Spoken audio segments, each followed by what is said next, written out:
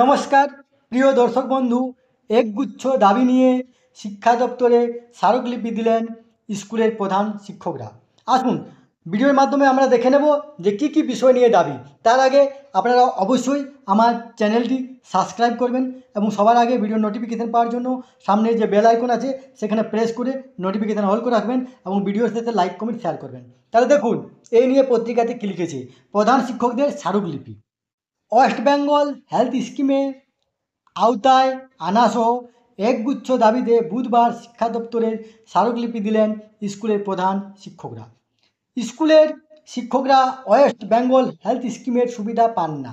শিক্ষকদের দীর্ঘদিনের এই দাবি নিয়ে এদিন স্কুলের প্রধান শিক্ষকরা প্রথমে করুণাময়ীতে অবস্থান করেন এবং পরে শিক্ষামন্ত্রী, স্কুল কমিশনার, মধ্যশিক্ষা পর্ষদ, উচ্চ মাধ্যমিক শিক্ষা সংসদ ও মাদ্রাসা শিক্ষা পর্ষদে স্মারকলিপি দেন।